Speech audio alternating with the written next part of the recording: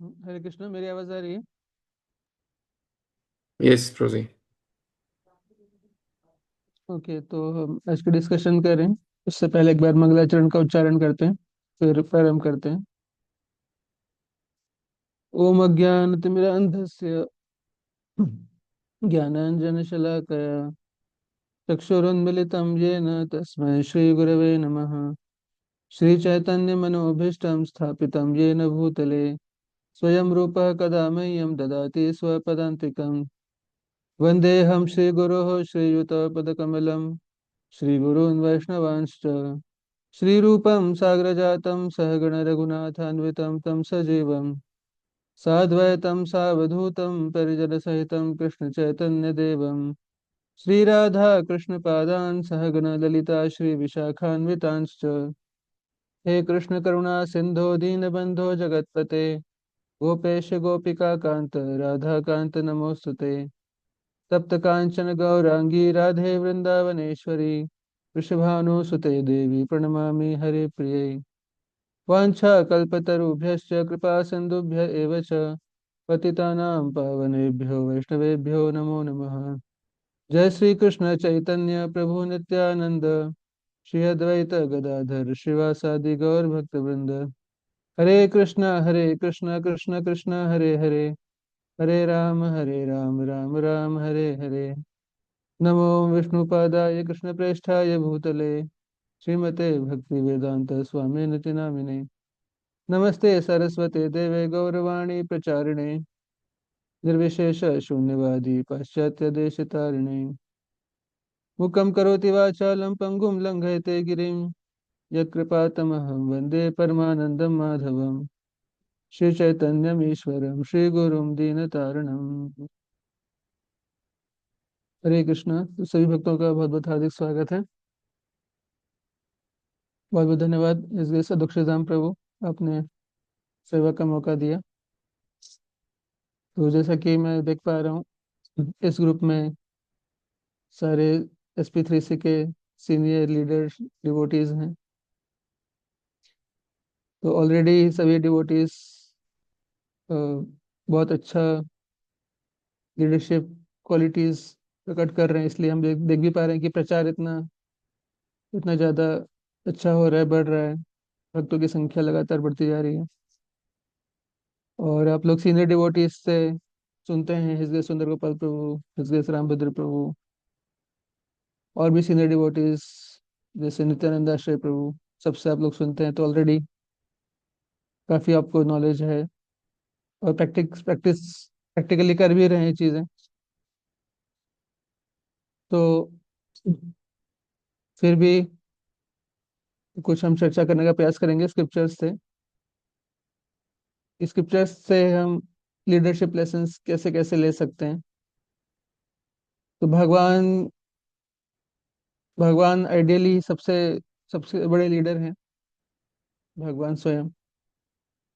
और भगवान स्वयं पृथ्वी पर प्रकट होते हैं, भौतिक जगत में प्रकट होते हैं और अपना लीडरशिप क्वालिटीज प्रकट करते हैं समाज को दिशा दिखाने के लिए।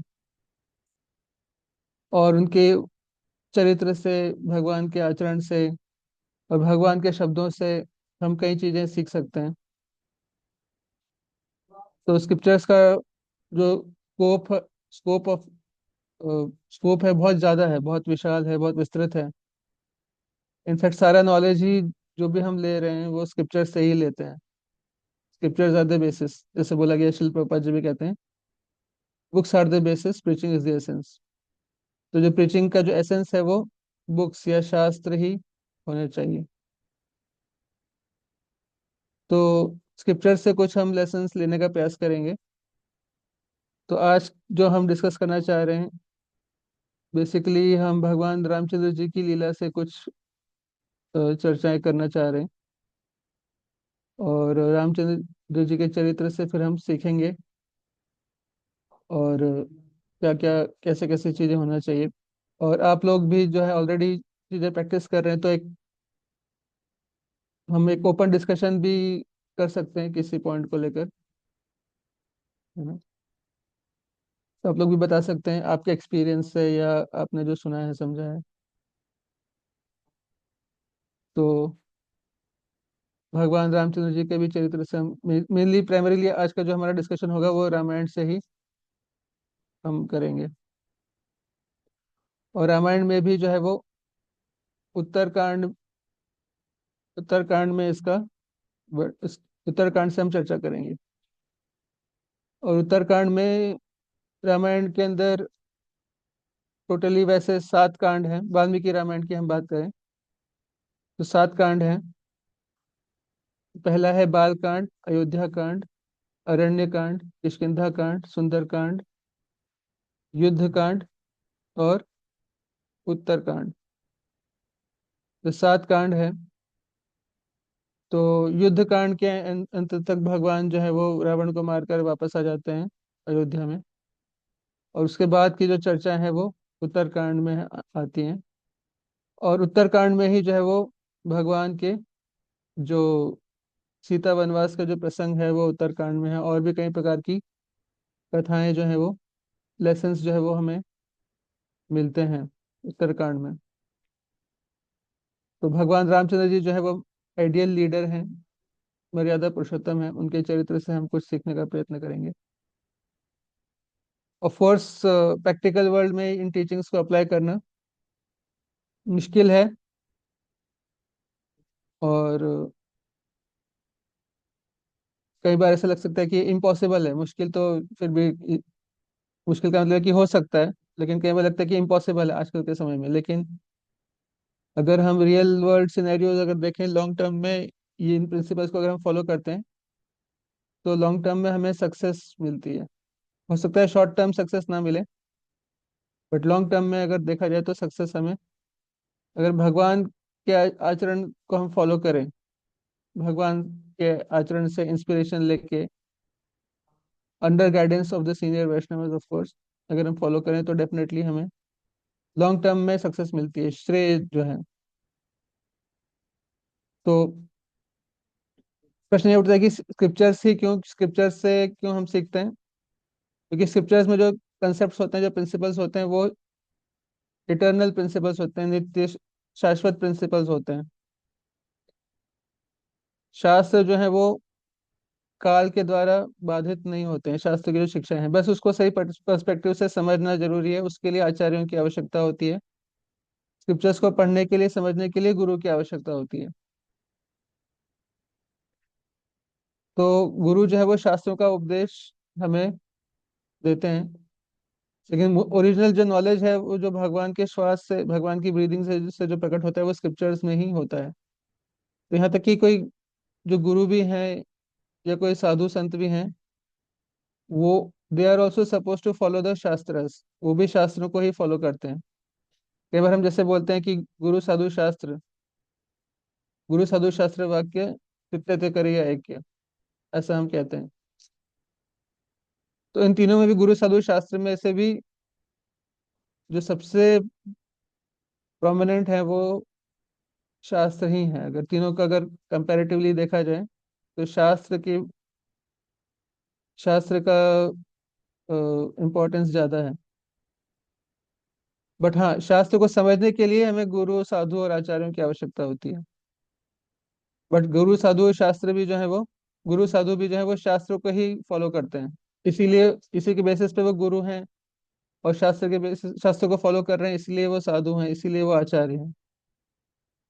जस्ट लाइक फॉर एग्जाम्पल, हम कई बार कहते हैं कि जो भक्ति के 9 अंग है उनमें से कौन सा अंग सबसे इंपॉर्टेंट है, तो बताया गया कि श्रवण कीर्तन और स्मरण सबसे इंपॉर्टेंट है। 9 वैसे तो सारे 9 इंपॉर्टेंट है, लेकिन उनमें से भी श्रवण कीर्तन और स्मरण, और उन तीन में से भी सबसे इंपॉर्टेंट है कीर्तन। लेकिन चूंकि कीर्तन को हम सस्टेन नहीं कर पाएंगे लॉन्ग टर्म तक बिना श्रवण के, तो इसीलिए श्रवण जो है वो सबसे इंपॉर्टेंट बन जाता है प्रिलिमिनरी स्टेजेस में। बट कीर्तन जो है वो अल्टीमेटली इंपॉर्टेंट है सबसे ज्यादा, 9 प्रकार की विधियों में भी। उसी तरह से जो है गुरु साधु शास्त्र में से शास्त्र इंपॉर्टेंट है सबसे ज्यादा। हवेवर शास्त्र को समझने के लिए हमें गुरु की आवश्यकता है और साधु की आवश्यकता है। इन दैट सेंस गुरु और साधु इंपॉर्टेंट हो जाते हैं। और जब जब हम जब इन इन द बिगिनिंग स्टेजेस ये चीज है। ऑफ कोर्स फिर गुरु के हम संपर्क में रहते हैं, और गुरु के गाइडेंस में भक्ति करते हुए, सेवा करते हुए फिर स्वरूप सिद्धि प्राप्ति होती है। और गुरु शिष्य का जो रिलेशनशिप है वो इटर्नल रिलेशनशिप है। दैट होल्ड्स ट्रू, वो सही है। लेकिन फिर भी शास्त्र जो है वो सबसे महत्वपूर्ण अंग है इन तीनों में से भी। और उसको समझने के लिए हमें गुरु और साधु की आवश्यकता होती है। और और शास्त्र में जो है वो कोई बायस बायस होने का कोई आरोप नहीं लगा सकता शास्त्रों के ऊपर। शास्त्र जो है वो जो प्रिंसिपल्स होते हैं उसको यथारूप में प्रस्तुत करते हैं। कई बार इस संसार में देखा गया है कि गुरु हैं, स्पेशली इंस्टीट्यूशंस में देखा गया है। पूर्व काल में जब प्रचार को बढ़ाने के लिए इतने इस्कॉन जैसे बड़े इंस्टीट्यूशंस नहीं होते थे, वाइड स्प्रेड बिल्कुल आंदोलन इस तरह के नहीं होते थे, और स्पिरिचुअल मार्गदर्शन जो इंक्विजिटिव होता था अंदर से, जिसके अंदर जिज्ञासा होती थी, वो खुद ही गुरु के शरण में जाता था। और गुरु भी उस शिष्य की बहुत बहुत परीक्षा लेते थे, और उसके बाद बड़ी मुश्किल से उसको स्वीकार करते थे। तो वो समय तो अभी नहीं है। अभी तो नित्यानंद प्रभु का समय है। नित्यानंद प्रभु के प्रतिनिधि गुरु हैं। तो इसलिए कई बार जो है वो देखा जाता है कि गुरु स्वयं जो है वो लोगों के पास जाते हैं और उनको भक्ति करने की शिक्षा देते हैं, और उनको फॉलोवर बनाते हैं। और हम खुद ही, जैसे आप सभी टीचर्स हैं, लीडर्स हैं, तो हम लीडर्स खुद ही अप्रोच करते हैं। खुद ही अप्रोच करते हैं कि आप लोग लोगों को पकड़ पकड़ के, जो वो लोग जो भौतिक भौतिक कार्यकलापों में व्यस्त हैं, उन लोगों को हम लोग अप्रोच करते हैं। इसलिए कि आप आइए भक्ति करिए, और हम उनके गुरु बन जाते हैं, इन इन वन सेंस काउंसलर बन जाते हैं। काउंसलर भी जो है वो एक प्रकार का भूमिका उसका गुरु के समान होता है कुछ हद तक। हाउएवर, हमारे गुरु महाराज परम पूज्य गोपाल कृष्ण गोस्वामी महाराज कहा करते थे मोस्टली कि counsellor is like the elder brother. Counsellor is like the elder brother. और ये भी कहते थे counsellor is like a monitor. तो एकदम से काउंसलर को ये एक्सपेक्टेशन नहीं होना चाहिए कि जो उनके काउंसलीज हैं, जो जिनको प्रचार कर रहे हैं, वो बिल्कुल अक्षरशः पालन करेंगे उनके इंस्ट्रक्शंस का। ऐसी एक्सपेक्टेशन ही नहीं होनी चाहिए। पहले के समय में इस तरह के शिष्य हुआ करते थे, और गुरु भी उतने पावरफुल रहते थे। शिष्य इतने पावरफुल रहते थे, जैसे कि महाभारत में हम कथा सुनते हैं कि एक बार जो है अ, एक शिष्य थे, एक गुरु थे, उनका नाम था धौम्य ऋषि। धौम्य मुनि, उनके शिष्य थे आरुणि। तो आरुणि की कथा हम बचपन में सुनते थे स्कूल में। तो ये कथा महाभारत में आती है। तो आरुणि जो थे वो अ, बारिश का मौसम था, और खेत था, खेत में मेड़ लगी हुई थी, बारिश आ रही थी। तो मेड़ को बांधने के लिए भेजा गया आरुणि को गुरु के द्वारा। और पानी बहे ना, तो गुरु की आज्ञा का पालन हो, उसके लिए आरुणि जो है वो अपने आप को ही लिटा दिया और पानी को रोक लिया। खेत में से बाहर जाने से रोक लिया अरुणि ने। और रात भर वो लेटा रहा गुरु के आदेश का पालन करने के लिए, गुरु के उद्देश्य पूरा हो इसके लिए। इस तरह की कथा है। उपमन्यु एक शिष्य थे, तो ब्रह्मचारी थे, गुरुकुल में रहते थे, और बहुत हट्टे कट्टे हो गए। अरुणी सॉरी उपमन्यु जो है बहुत हट्टे कट्टे हो गए। और जब गुरु ने देखा कि ये तो ब्रह्मचारी हैं, बहुत ज्यादा हट्टे कट्टे हो गए हैं, तो गुरु ने पूछा कि अरे उपमन्यु, तुम इतने हट्टे कट्टे कैसे हो गए हो? तुम्हें तुम्हें इतने हट्टे कट्टे नहीं होना चाहिए। तो उपमन्यु ने कहा कि मैं दूध दूध पीता हूँ, गाय का दूध पीता हूँ। तो गुरु ने कह दिया कि आप जो है वो गाय का दूध मत पिया करो, गाय का दूध बछड़े के लिए है। तो फिर उसके बाद भी उपमन्यु का हेल्थ जो है वो उनका हेल्थ जो है वो नीचे नहीं हुआ, उतने हट्टे कट्टे बने रहे। तो फिर से गुरु ने पूछा कि कैसे करते हो? तो उपमन्यु ने कहा कि गुरुजी मैं क्या करता हूँ, मैं जो बछड़े जो दूध पीते हैं और उस बछड़े के मुंह से फिर जो दूध निकलता है वो मैं पी लेता हूँ। तो गुरु ने बोला कि ये भी मत करो। तो दूध बंद हो गया हर एंगल से। फिर उपमन्यु क्या किए, फिर पत्ते खाने लगे। और पत्ते खाने लगे, और पत्ते खाने से फिर अंधे भी, उनके जहरीले पत्ते उन्होंने गलती से खा लिए, फिर उससे वो अंधे भी हो गए।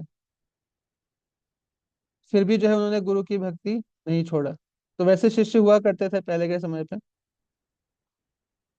लेकिन कलयुग में हमें ऐसे शिष्य एक्सपेक्ट नहीं करना चाहिए। तो पॉइंट ये था कि काउंसलर जो है वो, हम लोग जो है वो एक तरह से हम कुछ एस्पेक्ट्स में हम शिक्षा गुरु का रोल प्ले करते हैं। और इंस्टीट्यूशन में हम रहते हैं, तो अ, बहुत रेयरली ऐसे ये पॉसिबल नहीं है कि शिष्य जो है इतने डेडिकेटेड हमें रहें, क्योंकि गुरु खुद अप्रोच कर रहे हैं शिष्यों के पास जाने, खुद अप्रोच कर रहे हैं शिष्यों को, लोगों को अप्रोच कर रहे हैं और बोल रहे हैं कि हमारे फॉलोअर बन जाइए। ऑफ कोर्स हम लोग उसको कृष्ण की तरफ या प्रभुपाद की तरफ डाइवर्ट करते हैं, लेकिन एक प्रिलिमिनरी बेसिस पे तो हम चाहते हैं कि लोग हमारी बात माने। तो इंस्टीट्यूशनल सेटअप में बहुत मुश्किल होता है। तो पॉइंट इसकी गुरु जो है वो अ, गुरु जो है शास्त्र के टीचिंग्स को फॉलो करते हैं। और साधु आचार्य जो है वो भी शास्त्रों को ही फॉलो करते हैं। तो शास्त्रों के टीचिंग्स जो है उसको समझना सही पर्सपेक्टिव से इसलिए इम्पोर्टेंट है कि शास्त्र जो है वो टाइम के द्वारा वो बाधित नहीं होते, उनकी जो टीचिंग्स है उसकी टीचिंग्स का जो एसेंस है वो हमेशा बना रहता है। जैसे भगवत भगवत गीता का एग्जाम्पल दिया जाता है हमेशा, कि भगवत गीता जो है वो नॉलेज है, इट इज देयर सिंस 5,000 साल से हम देख रहे हैं। और उसके पहले भी इमं विवस्वते योगम प्रोक्तवान अहम अव्ययम विवस्वान मनवे प्रह मनोर इक्ष्वाकु विब्रवीत। सृष्टि के प्रारंभ में भगवान ने ये ज्ञान सूर्यदेव को दिया, सूर्य ने अपने पुत्र को दिया था। उसके बाद भी 5,000 साल पहले जब इसको फिर से रिवाइव किया गया, अर्जुन को दिया गया, और 5,000 साल से अब तक हम उसको पढ़ रहे हैं, समझ रहे हैं। और practically her level of, her society के लिए, हर मानव समाज के हर व्यक्ति के लिए भगवत गीता का जो मैसेज है वो आज भी बहुत प्रैक्टिकल बना हुआ है। तो शास्त्र की जो टीचिंग्स है उसको काल के द्वारा हम बाधित नहीं कर सकते। शास्त्र जो है वो एक प्रकार से सूर्य के समान है, उसका प्रकाश वो रहता ही है। तो शास्त्र को समझना हमें, हमारे लिए बहुत इम्पोर्टेंट है। दूसरी पॉइंट एक ये भी है कि शास्त्र का जो एक्सेप्टेंस है वो काफी वाइडर सोसाइटी में है। वाई हम चर्चा कर रहे हैं कि why to focus on shastras, and for leadership lessons also why to focus on shastras. शास्त्र में इटर्नल प्रिंसिपल्स हैं, हमने चर्चा किया, जो हर काल में एप्लीकेबल है। और शास्त्रों की जो एक्सेप्टेंस है सेकेंडली वो भी वाइड स्प्रेड है। फॉर एग्जाम्पल आप कहें कि स्पेशली प्रचार के एंगल से ये बहुत इंपॉर्टेंट हो जाता है ये पॉइंट। फॉर एग्जाम्पल अगर आप कहें कि अच्छा आप चैंटिंग क्यों कर रहे हैं, तो हम बोलेंगे कि हमें प्रभुपाद ने बोला है। तो ये इंटरनल इस्कॉन की इंटरनल कम्युनिटी के लिए तो ठीक है, क्योंकि इस्कॉन की इंटरनल जो कम्युनिटी में डिवोटीज हैं, मेंबर्स हैं, वो प्रभुपाद को अथॉरिटी मान चुके हैं। तो इसलिए वो अगर कहें, हम लोग इस क्लास में हम अगर ये कहें कि प्रभुपाद ने ये कहा है, तो it is sufficient for us, for all ISKCON devotees it is sufficient.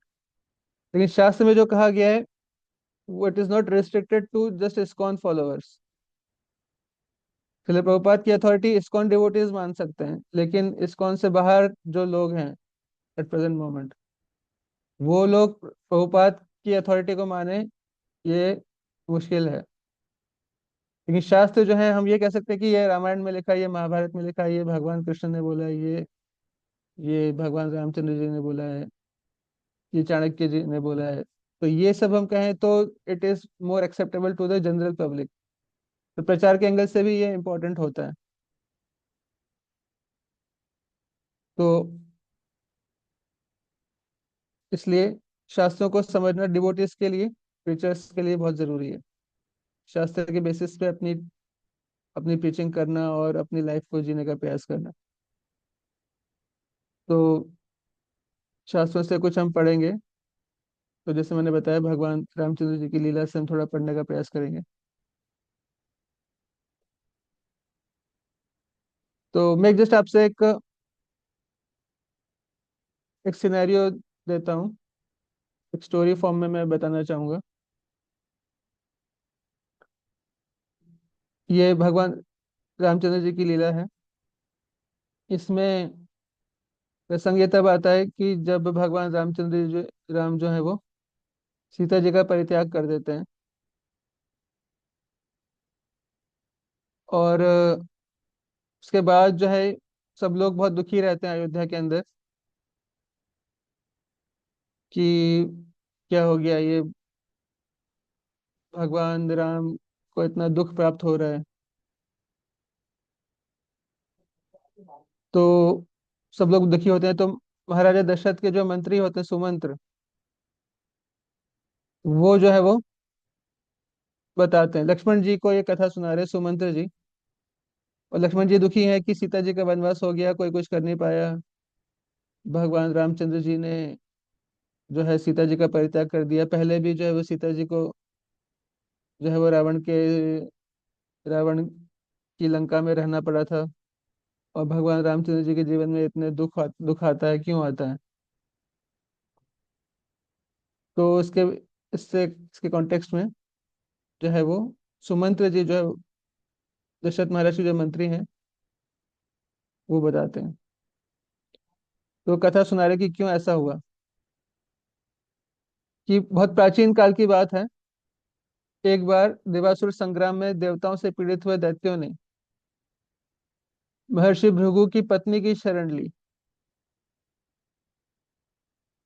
इस कथा में से आप लोग लेसन्स डिराइव करिएगा, फिर उस पर हम डिस्कस करेंगे थोड़ा सा। सब लोग सुन रहे हैं ध्यान से? यस प्रभु। यस यस प्रभु। प्रभु जी। प्रभु जी। कुछ लोगों ने हो सकता है यस सुना हो प्रभु। पहले भी। तो उस कथा से हम लेसन डिराइव करेंगे। ध्यान से सुनिएगा। मैं जस्ट पढ़ रहा हूँ। तो स्क्रीन पे इसलिए नहीं दिखा रहा हूँ ताकि लोग सुने ध्यान से पहले। स्क्रीन पे दिख जाता है तो हम लोग स्क्रीनशॉट लेते हैं और उसी में टाइम चला जाता है।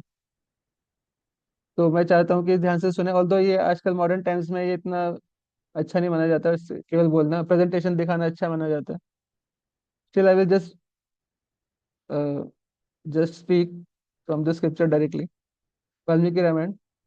तो प्राचीन काल में देवासुर संग्राम में देवताओं से पीड़ित हुए दैत्यों ने महर्षि भृगु की पत्नी की शरण ली। महर्षि भृगु कौन है, जानते हैं सब लोग? नाम सुना होगा। भृगु मुनि वही है जिन्होंने वक्षस्थल से प्रहार किया था भगवान के छाती से। ये वही हैं। और इन्होंने टेस्ट किया था कि ब्रह्मा विष्णु महेश में से कौन बेस्ट है। भृगु पत्नी ने उस समय दैत्यों को अभय दिया और वे उनके आश्रम पर निर्भय होकर रहने लगे। तो देवताओं और असुरों का संग्राम हो रहा है। असुर उसमें हार रहे हैं, तो असुर देवताओं से बचने के लिए भृगु पत्नी की शरण में जाते हैं और भृगु पत्नी की शरण में जाकर उन्हीं के आश्रम पे वो रहने लगते हैं, निर्भय होकर रहने लगते हैं। भृगु पत्नी ने दैत्यों को आश्रय दिया है, यह देखकर कुपित हुए देवेश्वर भगवान विष्णु ने, तो देखिए भगवान विष्णु ने क्या किया। देवेश्वर भगवान विष्णु ने तीखी धार वाले चक्र से उनका सिर काट लिया। किसका सिर काट लिया? रघु मुनि की वाइफ का। भृगु मुनि की वाइफ का सिर काट लिया। किसने? भगवान विष्णु ने। अब देखिए, अपनी पत्नी का वध हुआ देख भार्गव वंश के प्रवर्तक भृगु जी ने सहसा कुपित होकर शत्रुकुल नाशन भगवान विष्णु को शाप दिया और कहा, हे जनार्दन, मेरी पत्नी वध के योग्य नहीं थी, परंतु आपने क्रोध से मूर्छित होकर उसका वध किया है। क्रोध से मूर्छित होकर कहने का मतलब है कि आप अपने होश हवास खो बैठे क्रोध में आकर, और आपने जो है वो मेरी पत्नी का वध कर दिया। इसलिए आपको मनुष्य लोक में जन्म लेना पड़ेगा और बहुत वर्षों तक आपको पत्नी वियोग का कष्ट सहना पड़ेगा। तो भृगु मुनि ने ये श्राप दे दिया भगवान विष्णु को। परंतु इस प्रकार श्राप देकर उनके चित्त में बड़ा पश्चाताप हुआ। उनके अंतरात्मा ने भगवान से उनके अंतरात्मा ने भगवान से उस शाप को स्वीकार कराने के लिए उन्हीं की आराधना करने को प्रेरित किया। इस तरह शाप की विफलता के भय से पीड़ित हुए भृगु ने तपस्या द्वारा भगवान विष्णु की आराधना की। तपस्या द्वारा उनके आराधना करने पर भक्तवत्सल भगवान विष्णु ने संतुष्ट होकर कहा, हे महर्षि, संपूर्ण जगत का प्रिय करने के लिए मैं उस शाप को ग्रहण करूंगा। इस तरह पूर्व जन्म में विष्णु नामधारी वामन अवतार के समय महातेजस्वी भगवान विष्णु को भृगु ऋषि का शाप प्राप्त हुआ। हे दूसरों को मान देने वाले नृपश्रेष्ठ, वे ही इस भूतल पर आकर तीनों लोकों में राम नाम से विख्यात हैं। भृगु के शाप से होने वाला पत्नी वियोग रूप जो महान फल है वह उन्हें अवश्य प्राप्त होगा। श्री राम, ये कथा जो है वो दुर्वासा मुनि सुना रहे हैं महाराजा दशरथ को, क्योंकि दशरथ महाराज के मन में ये जिज्ञासा थी कि मेरे बेटे जो है वो कितना समय तक राज्य करेंगे, क्या होगा इनका भविष्य। तो बता रहे हैं उनको, भृगु के शाप से होने वाला पत्नी वियोग रूप जो महान फल है वह उन्हें अवश्य प्राप्त होगा। श्री राम दीर्घ काल तक अयोध्या के राजा होकर रहेंगे। उनके अनुयायी भी बहुत सुखी और धन धान्य से संपन्न होंगे। श्री राम 11,000 वर्षों तक राज्य करके अंत में साकेत धाम या वैकुंठ को पधारेंगे। तो सुना सबने ध्यान से ये कथा। तो इसमें आप लोग बताइए कि इस कथा से आपको क्या क्या शिक्षा मिलती है। अगर कोई नोट करना है, तो नोट कर रहे हो तो कर सकते हैं। किस किसने सुना ध्यान से हैंड रेस करके बताएंगे।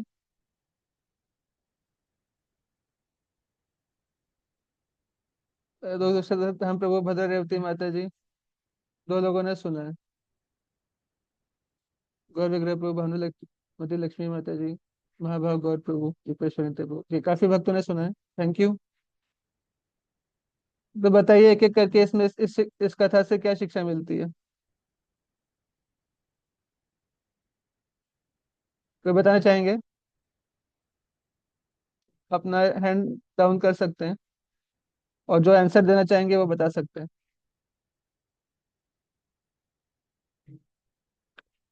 कोई कहना चाहेंगे इस कथा से क्या शिक्षा मिली। हरे कृष्णा भौजी प्रणाम। जी माता जी। प्रभु जी, एक जैसे लेसन मुझे ये मिला, जब जैसे भगवान जी ने उनको श्राप, मतलब कि उनकी वाइफ का मतलब मृत्यु दे दिया। उसके बाद जब गुस्से में आके भृगु मुनि ने उनको श्राप दिया प्रभु जी, तो भगवान ने उसको हम्म। एक्सेप्ट कर लिया।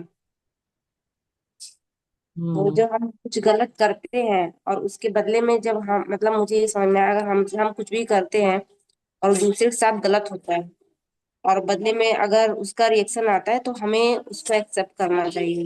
ये समझ में आया। जी। तो भृगु बहुत अच्छा बताया माता जी आपने, बहुत बहुत धन्यवाद आपका। तो इसमें भगवान विष्णु, देखिए एक भी चीज हमें समझना होगा, भगवान जो है वो भगवान विष्णु या भगवान के कोई भी अवतार जो है वो कभी कुछ गलत नहीं करते हैं। जो वो करते हैं वो सही होता है, तो वही आइडियल होता है। तो भगवान ने जो किया वो कैसे सही था वो एक अलग डिस्कशन है, लेकिन जो माता जी आपने पॉइंट बताया कि भगवान को जो श्राप दिया गया, भगवान ने तो सही कार्य किया, लेकिन उस सही कार्य को करने के लिए उनको क्या करना पड़ा, उनको श्राप मिल गया।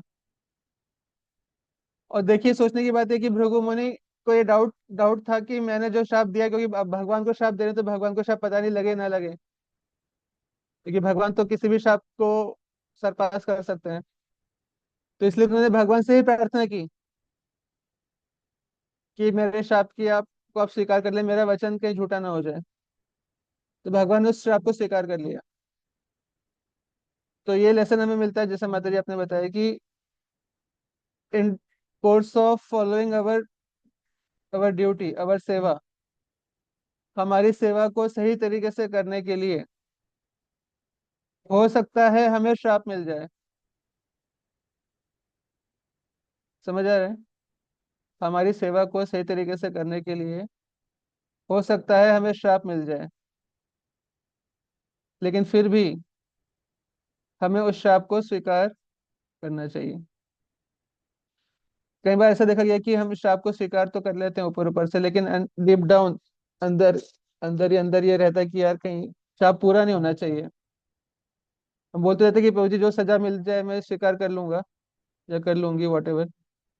लेकिन अंदर अंदर ये रहता है कि काश ये सजा जो है कैंसिल हो जाए। मेरे माइंड में तो रहता है ये।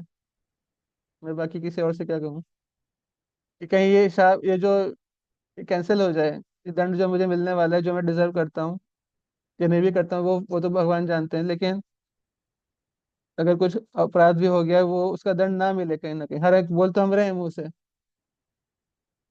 But we are not ready to face the repercussions के लिए। एक मन तैयार नहीं है। लेकिन भगवान के चरित्र से हम सीखते हैं कि भगवान जो है वो श्राप को स्वीकार किए, और गलती कुछ नहीं था उनका। गलती नहीं था वैसे। एक्चुअली भगवान ही कह रहे हैं, भगवान को जो कर रहे हैं वही आइडियल है, तो भगवान तो गलती करते नहीं। भगवान का मतलब ही, भगवान का एक नाम ही है अच्युत। अच्युत का मतलब है कि जो कोई गलती ना करे, अपने पोजीशन से कभी जो नीचे नहीं गिरता, उसी का नाम अच्युत है। भगवान रामचंद्र जी हो या विष्णु हो या वामन हो या कृष्ण हो या बलराम जी हो, वो कभी गलत नहीं करते। तो अगर हम हमारी सेवा के दौरान और सेवा को सही तरीके से करने की वजह से अगर कोई हमसे नाराज भी हो जाते हैं और हमें दंड भी दे देते हैं, सजा भी दे देते हैं, श्राप भी दे देते हैं, तो हमें उसको स्वीकार कर लेना चाहिए। और हो सकता है उसका हमें उसका कष्ट भी झेलना पड़े श्राप के बाद। तो ये ग्रज नहीं रखना चाहिए कि अरे प्रभु जी, मैंने तो सही किया था, मेरा इंटेंशन तो सही था, फिर मुझे क्यों दंड मिल रहा है, और दंड मिल गया तो कष्ट क्यों हो रहा है। आपको दंड भी मिल सकता है, आपको कष्ट भी मिल सकता है, और उसका उसका नुकसान आपको झेलना पड़ेगा। हो सकता है सुपरफिशियली ये लगे कि आपकी गलती नहीं है, तो जो भी है, बट हमें अपना स्वधर्म का पालन करते हुए अगर उसमें श्राप भी मिल जाता है, दंड भी मिल जाता है, तो उसको स्वीकार करना चाहिए। और कोई बताना चाहेंगे? थैंक यू सो मच माता दी। और कोई बताना चाहेंगे क्या इससे लेसन से शिक्षा मिलती है? Anything else? हरे कृष्णा प्रभु जी। हाँ जी। हरे कृष्णा, प्रणाम प्रभु जी। प्रभु जी, इससे ये भी लेसन हम सोच सकते हैं कि जो भगवान अगर कुछ भी करते हैं, मतलब ऐसा कि शराब भी लेते हैं और भगवान को कष्ट भी होता है, तो वो हमारे जीवात्मा को सिखाने के लिए होता है। हमें उससे टीचिंग्स मिलती है, तो इसीलिए ये सारी चीजें भगवान करते हैं। ये भी हम समझ करेक्ट। सकते हैं। हाँ, भगवान को कुछ करने की आवश्यकता नहीं है। भगवत गीता में भगवान कहते हैं, नमे पार्थास्ते कर्तव्यम त्रिषु लोकेषु किंचन न अवाप्तम अवाप्तव्यम वर्त एव च कर्मणि। मुझे कोई कर्म कर्म करने की आवश्यकता नहीं है, लेकिन फिर भी मैं एक्शन करता हूँ। तो अच्छा, एक मेरा सवाल है जी। सहिष्णु विप्र प्रभु, आप कुछ कहना चाहते हैं?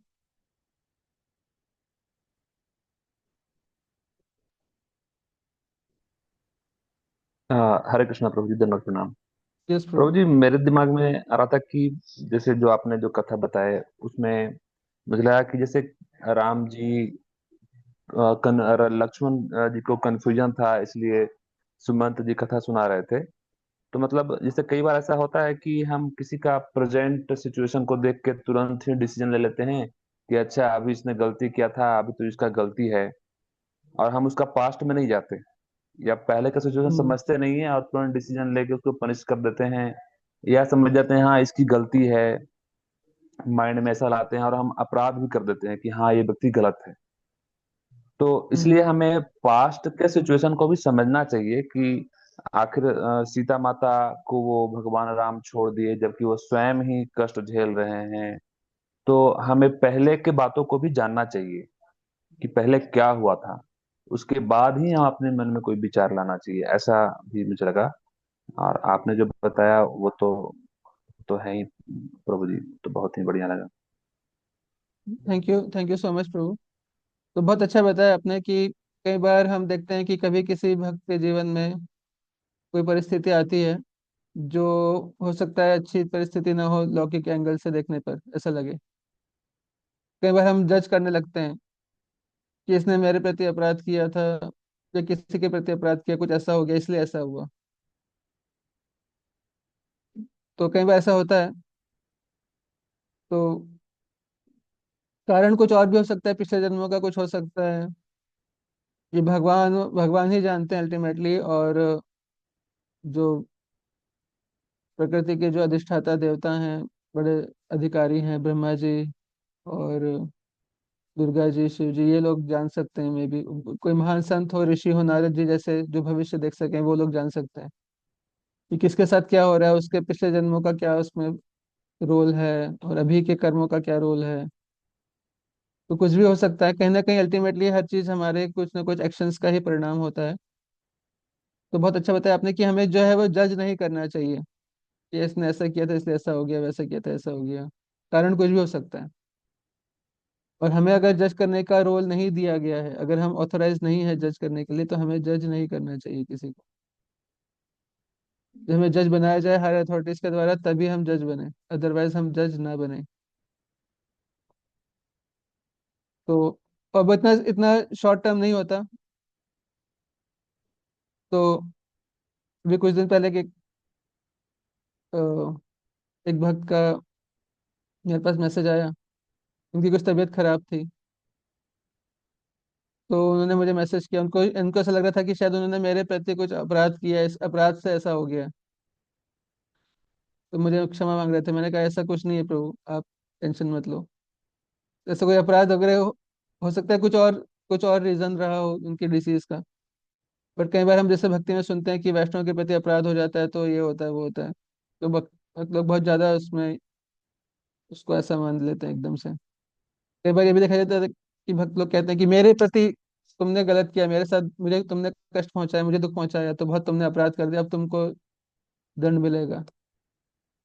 कई बार हम जैसे यहाँ पे देख रहे हैं भृगु भृगु मुनि के व्यवहार से। तो भृगु मुनि जो है वो इतने बड़े ऋषि हैं। भगवत गीता में भी भृगु मुनि का नाम लिया गया है। भगवान ने कहा कि महर्षि नाम अहम भृगु, महर्षियों में मैं भृगु हूँ। 10वें अध्याय में भगवान कह रहे हैं खुद। और भृगु मुनि ने भगवान की परीक्षा लिया। भृगु के चरणों को भगवान ने धारण किया अपने वक्षस्थल पे। और वो उनका एक आभूषण है आज के समय में, तो उसके बाद से हमेशा से।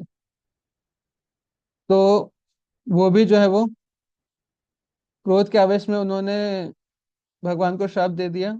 और उनको पछतावा भी फिर बाद में हो रहा है। तो बहुत अच्छा ये पॉइंट है।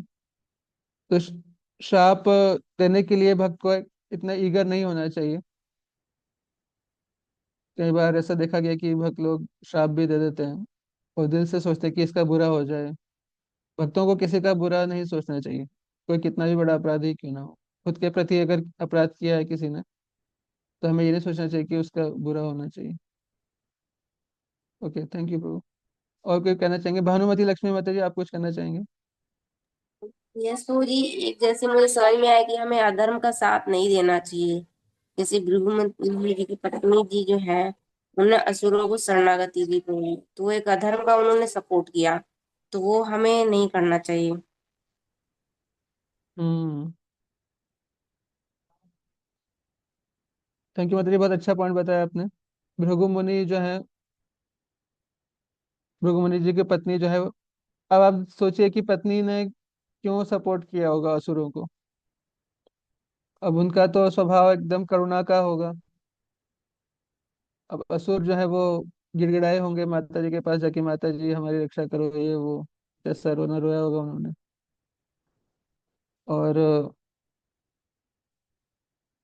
फिर भगवान विष्णु जो है वो, भगवान तो न्याय को देखते हैं, धर्म को देखते हैं, तो उन्होंने फिर भृगु पत्नी को भी मार दिया। तो भगवान के दंड से जो है वो भृगु मुनि जैसे महान ऋषि जो है, उनकी भी पत्नी जो है वो वो भी, उनको भी आंसरेबल होना पड़ता है। तो इस संसार में हम देख सकते हैं कि हर व्यक्ति आंसरेबल है। भगवान के अलावा हर व्यक्ति को अपने एक्शंस का कुछ ना कुछ रेपरकशंस, कुछ ना कुछ उसका उसका रिएक्शन झेलना पड़ता है। तो भृगु मुनि की पत्नी, अगर हम वर्ल्डली लेवल पे देखें तो एक मटेरियल कंपैशन उन्होंने प्रकट किया। उन्होंने तो मटेरियल स्पिरिचुअल नहीं सोचा होगा, उन्हें तो समदृष्टि रखा होगा कि कोई शरण में आया है तो उसको रक्षा करो। लेकिन अधार्मिक व्यक्ति का, असुरों का रक्षा नहीं करना चाहिए था। तो और भगवान का जो नियम है, भगवान का जो कानून है, उसमें इंटरफेरेंस भृगु पत्नी को नहीं करना चाहिए था। तो ये भी लेसन हमें मिलता है। थैंक यू सो मच माता जी। आधे घंटा वंदन प्रभु, आप कुछ कहना चाहेंगे? चलो, थैंक यू सो मच, बहुत अच्छा डिस्कशन चल रहा है। तो मेरे मन में एक पॉइंट आया था, मैं डिस्कस करता हूँ। जैसे कि माता जी ने बहुत अच्छा पॉइंट उठाया था, काफी डिस्कशन भी हुआ उस पर, कि मान लीजिए भगवान ने उनको दंड दिया था, तो वहां पर उन्होंने श्राप दे दिया। ठीक। इसी तरीके से हम लोगों में एक्चुअली, वो तो खैर टीचिंग्स के लिए ऐसा हुआ था। कहीं देखते हैं एक कॉल में या जूनियर में या अपने आप में, मैं तो अपने लिए ही बोलूंगा कि अपने आप को वेरीफाई करने के प्रयास करते हैं, प्रमाणित है। अगर किसी ने दंड दिया या कुछ बोला, तो आप अपने आप को एकदम प्योरीफाई, मतलब बताने के लिए, एक सच को छुपाने के लिए 100 झूठ बोल लेते हैं, अपनी गलतियों को छुपाने के लिए, या अपने आप को सुपीरियर प्रमाणित करने के लिए बहुत सारी चीजें अपनी अलग अलग से तरीके से बताने लगते हैं।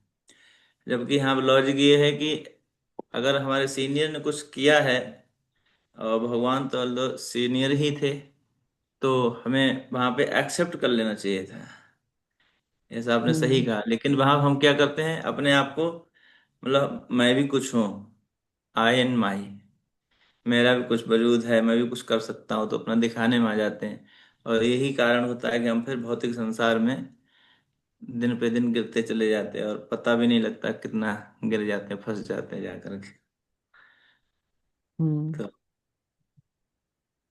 Correct, thank you so much. तो बहुत अच्छा बताया आपने पॉइंट, कि जैसे भृगु मुनि की पत्नी जो है, एक तरह से उनकी फॉलोअर हैं, और पारिवारिक मोह भी है और फॉलोअर भी हैं। तो ये मोह, पारिवारिक मोह जो है वो बहुत पावरफुल होता है। और अगर डिवोशनल, हमारे इस्कॉन कॉन्टेक्स्ट की बात करें, तो हमें अपने जो अनुयायी हैं उनके प्रति काफ़ी मोह होता है, या हमें हमारे अपने प्रोजेक्ट के प्रति भी काफ़ी मोह होता है।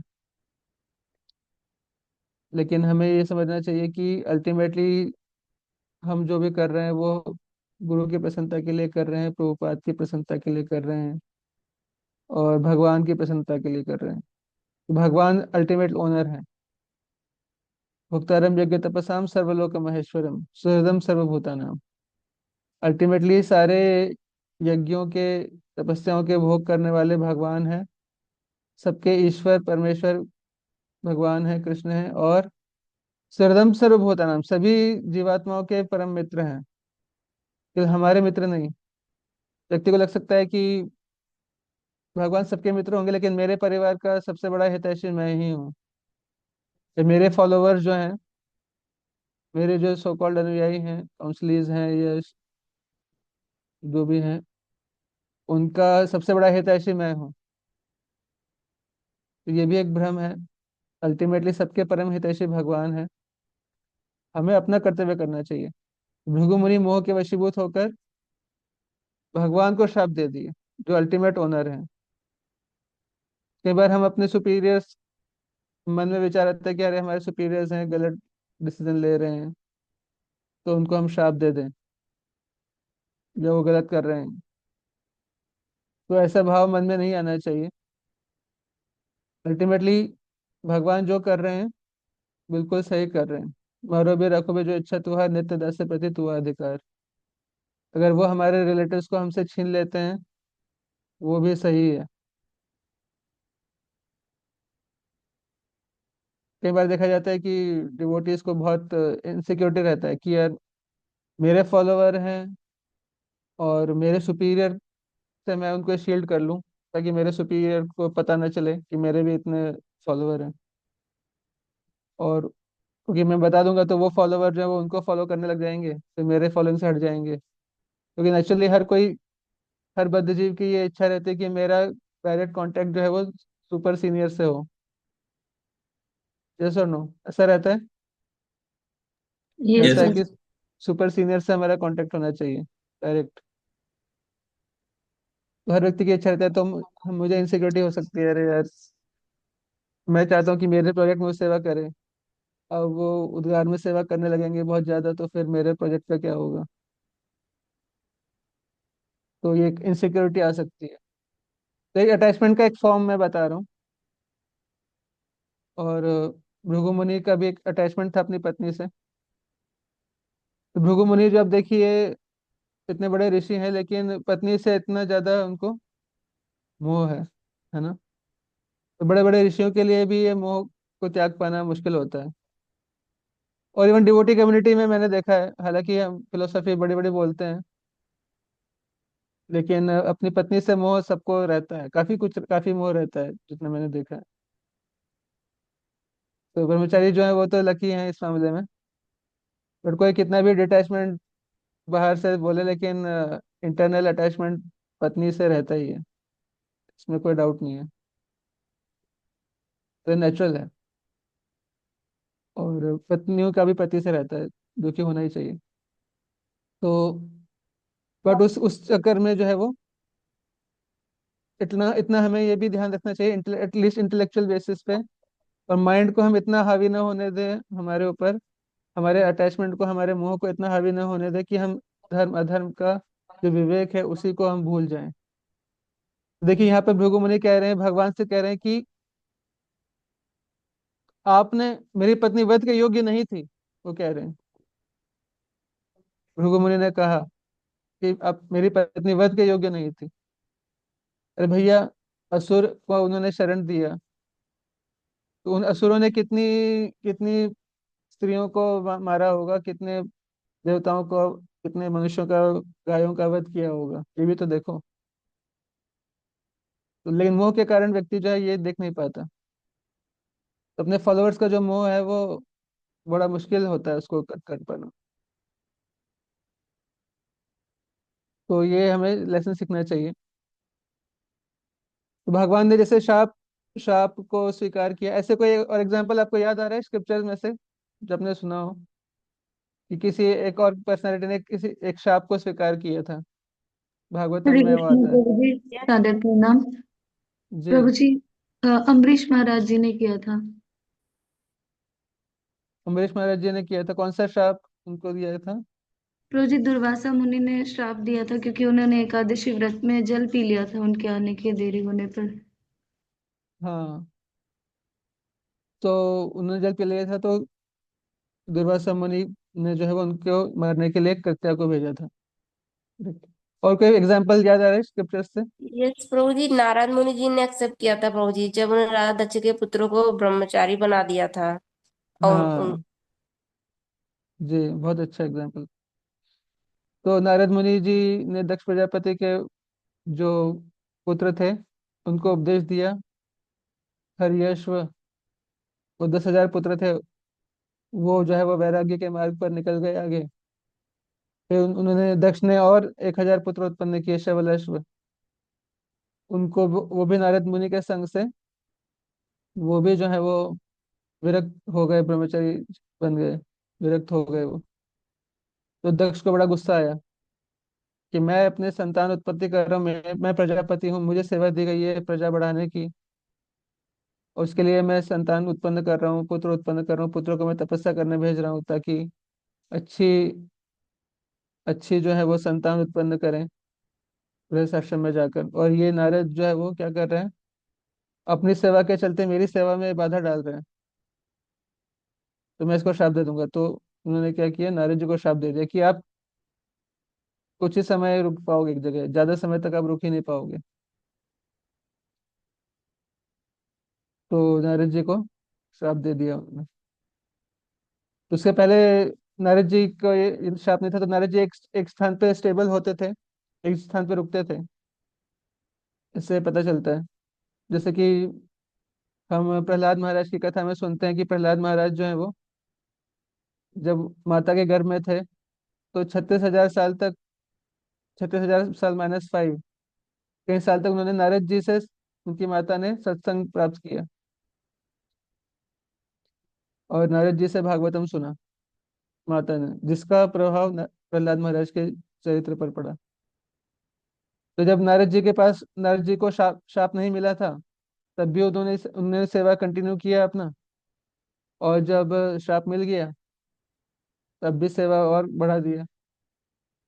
तो सेवा जो है, भगवान की सेवा हमारी किसी परिस्थिति में बाधित नहीं हो सकती अगर हम उसको कंस्ट्रक्टिवली लें तो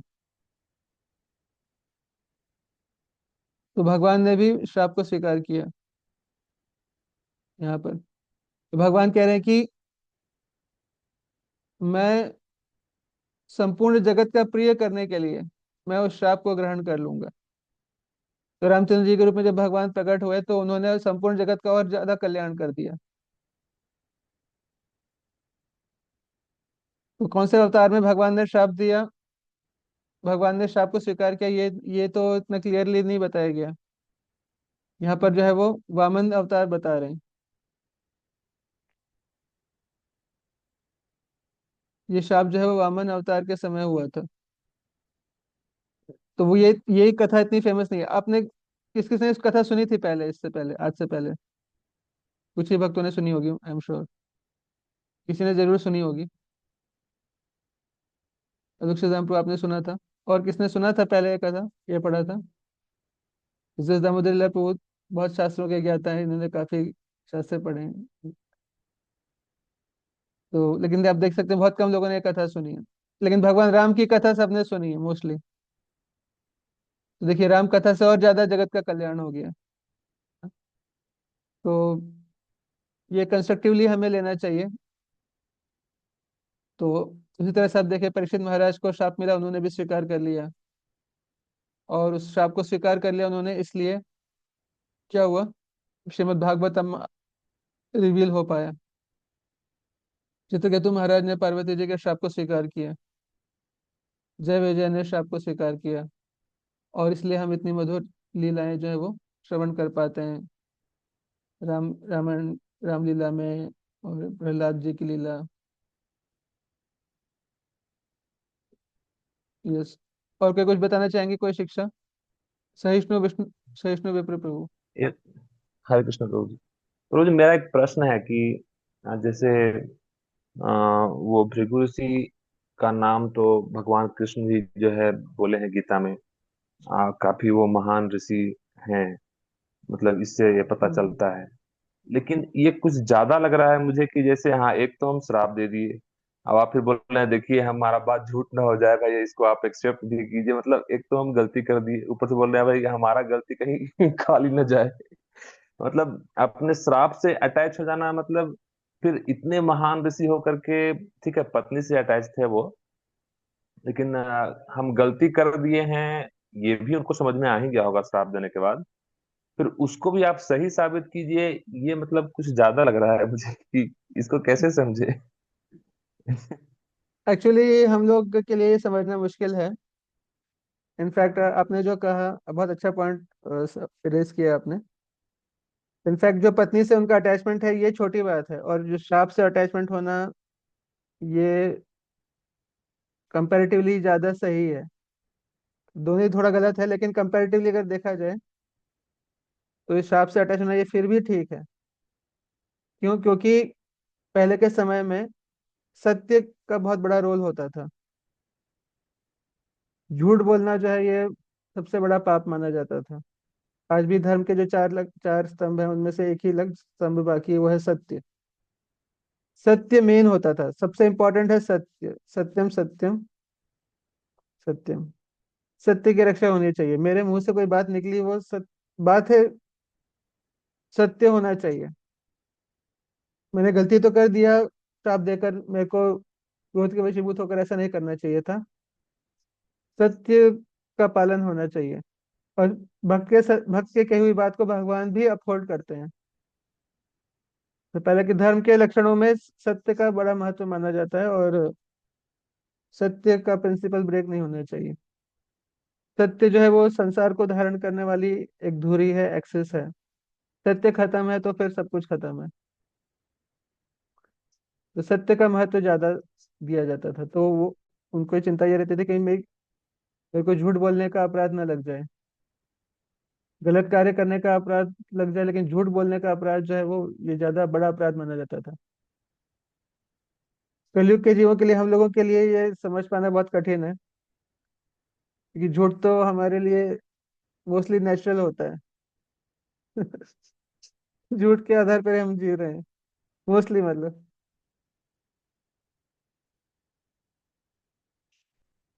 ये तो झूठ, यह तो हमारा परसेप्शन ही झूठा है, या तो परसेप्शन सही होते हुए भी अपनी प्रतिष्ठा को बचाए रखने के लिए हम असत्य का सहारा लेते हैं। कलयुग के लोग सत्य को बहुत कम करके मानते हैं, लेकिन पहले के समय में सत्य ब्रेक नहीं होना चाहिए। यहाँ तक कि भगवान भी जो है वो, भगवान खुद भी एक प्रसंग आता है गर्ग संहिता में, जिसमें कि कालिया दमन की जो लीला होती है, कालिया दमन की लीला में दो दो ऋषियों की, दो भगवान विष्णु के भक्त होते हैं। एक ऋषि रहते हैं वेदशिरा, दूसरे रहते हैं अश्वशिरा। तो वो दोनों के बीच में कॉन्फ्लिक्ट हो जाता है, तो एक ऋषि जो है वो दूसरे को शाप दे देते हैं और कहते हैं कि तुम कौवा बन जाओ। दूसरे पहले को शाप दे देते हैं कि तुम सर्प बन जाओ। तो भगवान वहां पे बीच में इंटरफेयर करने आते हैं, और भगवान उनको कहते हैं दोनों को कि ये आप लोग क्या कर रहे हो? मैं सब कुछ कर सकता हूँ, लेकिन भक्त के वचन को मैं झूठा नहीं कर सकता। भगवान कह रहे हैं ये। इसलिए भगवान भगवत गीता में भी अर्जुन को बोले, कौन्ते प्रतिजानी ही न मे भक्त प्रणश्यति। अर्जुन तुम एक घोषणा करो कि मेरे भक्त का कभी नाश नहीं होता। शुद्ध भक्त के वचन को भगवान कभी झूठा नहीं होने देते हैं। अधिकतर ऑफकोर्स लीला लीला के तहत भगवान कुछ भी कर सकते हैं, कुछ भी हो सकता है, लेकिन भक्त के वचन को भगवान झूठा नहीं होने देते। भक्त का वचन अल्टीमेटली सही हो ही जाता है। भगवान का वचन भी कभी झूठा नहीं होता, लेकिन भक्त के वचन और ज्यादा स्पेसिफिकली। तो सत्य का बड़ा महत्व था पूर्व युगों में, ठीक है ना।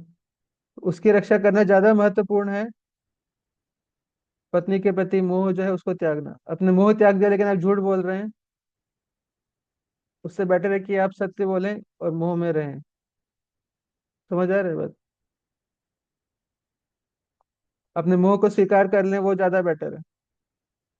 सत्य का आश्रय लेके मोह को स्वीकार कर लें रिलेवेंट अथॉरिटीज के सामने, वो ज्यादा सही है कंपैरेटिवली इसके कि ऊपर से हम झूठ बोलें, और झूठ बोलकर हम जो है इंटरनली कपट करें और दिखावा करें। समझ आ रहा है बात? तो ये इटर्नल टाइमलेस जी। प्रिंसिपल्स हैं। अब इनको प्रैक्टिकली अप्लाई कैसे करना है हमारे कॉन्टेक्स्ट में, वो हमारा धर्म के सिद्धांतों पे कितना फेथ है हमारा पर्सनल खुद का, उस पर डिपेंड करेगा कि हम क्या करते हैं। टेम्पटेशंस तो इस मार्ग में, सत्य का मार्ग आप फॉलो करने का प्रयास करेंगे, इसमें बहुत ज्यादा टेम्पटेशंस आएंगे। शॉर्ट टर्म बेनिफिट्स इतने ज्यादा दिखेंगे आपको झूठ बोलने से,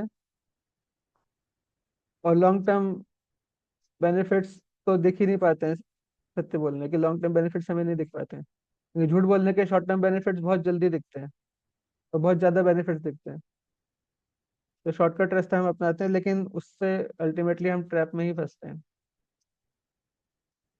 तो पूर्व काल के लोग इस बात को समझते थे।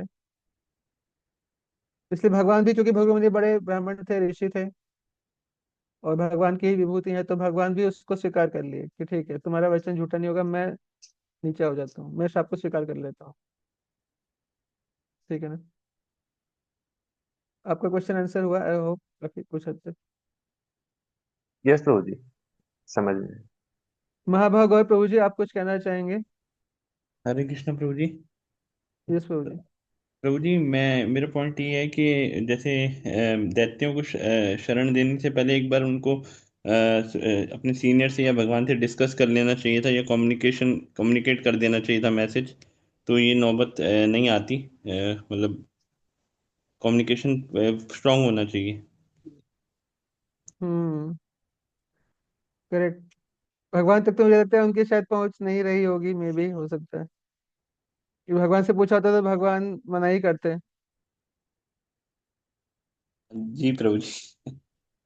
अपने पति पति को शायद पता होगा, उनके जी पति को पता होगा, लेकिन पति जो है वो बोल्ड स्ट्रांगली नहीं उनको बोल पाए होंगे कि नहीं ऐसा मत करो।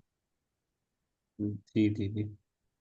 कई बार ऐसा हो जाता है, जैसे दक्ष और सती, माता सती और शिव जी के प्रसंग में भी जो है वो शिव जी ने समझाया था सती जी को कि अपने पिता के घर ना जाएं, वहां पे अपमान होगा, लेकिन उन्होंने बात नहीं मानी, फिर उनको आत्महत्या करनी पड़ी।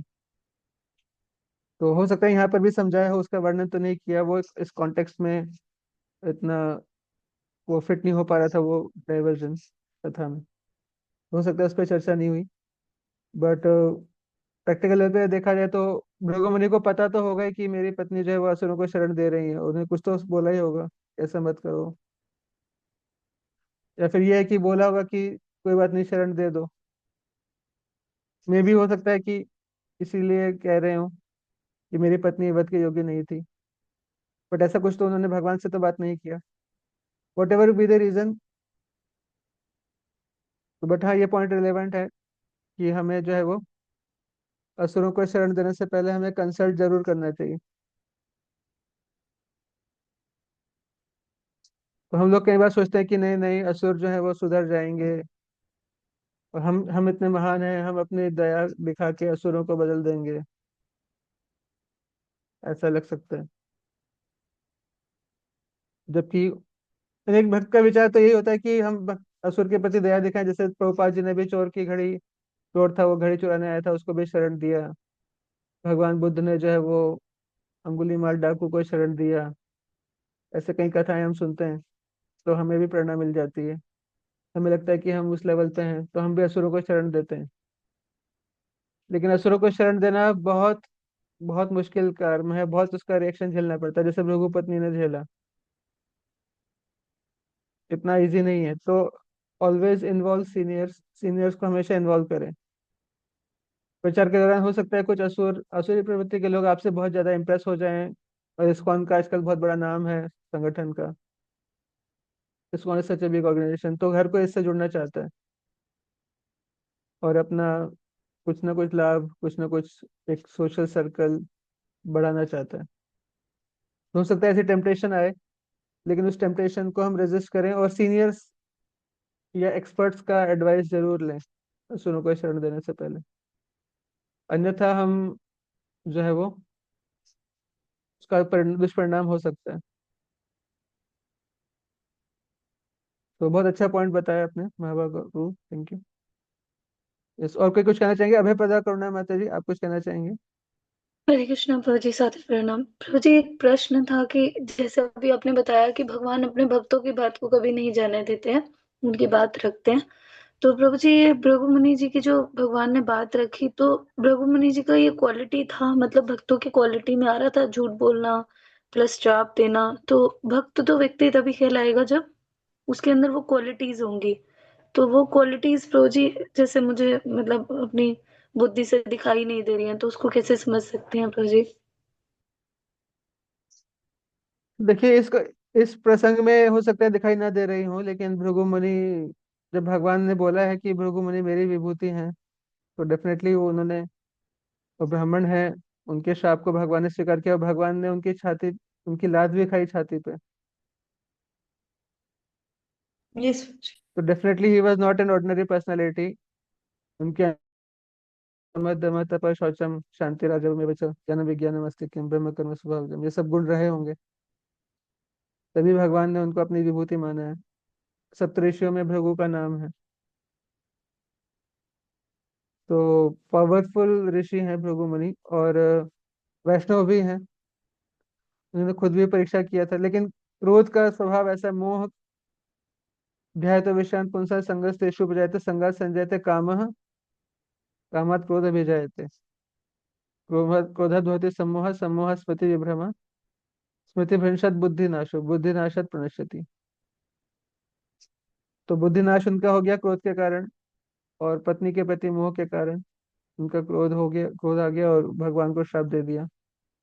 तो इसमें भृगु मुनि के दुर्गुण से, दुर्गुण की अपेक्षा भगवान का एक क्वालिटी जो है वो ज्यादा अच्छा प्रकट होता है, कि भगवान जो है वो इतने महान है कि अपने भक्त के अपराध को क्षमा कर देते हैं। भगवान का प्रेम इतना ज्यादा है, तो भगवान जो है वो दिखावा नहीं करते हैं एक्चुअल में। भगवान जो बोलते हैं, जो करते हैं, वो सच ही सही ही करते हैं। तो भृगु मुनि की भी लात उन्होंने खाई अगर, शुरू में जो भागवत में प्रसंग आता है 10th कैंटो में। तो भृगु मुनि की लात उन्होंने खाई, और जो उन्होंने सत्कार किया भृगु मुनि का, भगवान वो फील करते हैं एक्चुअल में, वो कृतज्ञता। वो ड्रामा नहीं कर रहे हैं विनम्रता का, वो सच में उतने टॉलरेंट हैं। तो भगवान ने देखा कि चलो ये पत्नी से अटैच था बेचारा, इसने मुझे क्रोध के वशीभूत होकर श्राप दे दिया, तो कोई बात। तो भगवान ने उस श्राप को स्वीकार किया। तो ये भगवान का क्वालिटी, टॉलरेंस का जो क्वालिटी है और वैराग्य का जो क्वालिटी है, ये भगवान का ज्यादा प्रकट हो रहा है इसमें। और मोमेंटरीली हम देखें तो यस, भृगु मुनि ने एक तरह से गलत किया क्रोध के वशीभूत होकर, लेकिन फिर भी जो उन्होंने अच्छा कार्य किया है, जो उन्होंने सेवा किया है भगवान का, वो ज्यादा प्रोमिनेंट है। इसका मतलब वो ज्यादा है भगवान की नजर में। जो उनका अपराध है वो छोटा है, और जो उन्होंने सेवा किया है पहले और अच्छा कार्य किया है, वो ज्यादा ज्यादा पावरफुल है। ज्यादा उसको तवज्जो भगवान ने दिया, ज्यादा इंपॉर्टेंस दिया। तो इससे ये समझ में आता है कि भगवान जो भक्ति मार्ग में जो कोई आते हैं, भगवान उनके दोषों को कम करके देखते हैं। और बड़े बड़े ऋषि भी गलती कर सकते हैं, ये भी हमें शिक्षा मिलती है। बड़े बड़े ऋषि भी जो है वो गलतियां कर सकते हैं, भगवान के अलावा हर कोई गलती कर सकता है। और भगवान के जो शुद्ध भक्त हैं, नित नित्य लीला प्रवेश, जो कृष्ण प्रेम के लेवल को प्राप्त कर चुके हैं और भगवान के धाम में पहुंच चुके हैं, ऐसे भक्त गलती नहीं करते। वो चार दोषों से, वो डिफेक्ट से फ्री हो जाते हैं। लेकिन व्यवहारिक रूप में जो है, सेवा के दौरान कोई ना कोई कमी, कोई ना कोई गलती हो ही सकती है सबसे। तो उसको हमें ज्यादा सीरियसली नहीं लेना चाहिए। भगवान के चरित्र से हम ये भी सीखते हैं कि कोई भक्त जिसने बहुत सेवा किया हो, अगर छोटा मोटा कुछ अपराध कर भी दे, तो उसको ज्यादा सीरियसली हम ना लें। ठीक है। Thank you Prabhu. His grace Damodar Leela Prabhu ji, आप कुछ कहना चाहेंगे? कुछ आप thank you Prabhu ji. Correction कर सकते हैं अगर कुछ करेक्शन नहीं है। एक भागवतम क्लास हो रहा था, तो मैं वही फीडबैक में चर्चा कर रहा था कि हम लोग स्टोरीज हैं, वैदिक स्टोरीज अगर मैं बोलूँ, ये अभी बंद हो गया है देना। आचार्य का पास टाइम, रामायण से टीचिंग्स, महाभारत से टीचिंग्स, केवल सिद्धांत सिद्धांत पर चर्चा होता है। तो जितनी शिक्षा इन शास्त्रों में है उतनी कहीं है नहीं, और इसमें रस भी है। टीचिंग्स, फिलोसफीज, सब कुछ है इसके अंदर। तो अगर अभी 3-4 साल के अगर लेक्चर्स देखे हम लोग, बड़े बड़े स्पीकर्स लोग लेक्चर दे रहे हैं, तो बोले केवल वो लोग प्रभात कथा भी नहीं बता पा रहे हैं, मतलब बता नहीं रहे हैं। चाहे टॉपिक उनके बहुत सारे हो, तो अलग अलग चीजों को बताएंगे, लेकिन राम कथा, हनुमान कथा, कृष्ण कथा, आचार्य कथा, वो सब नहीं है।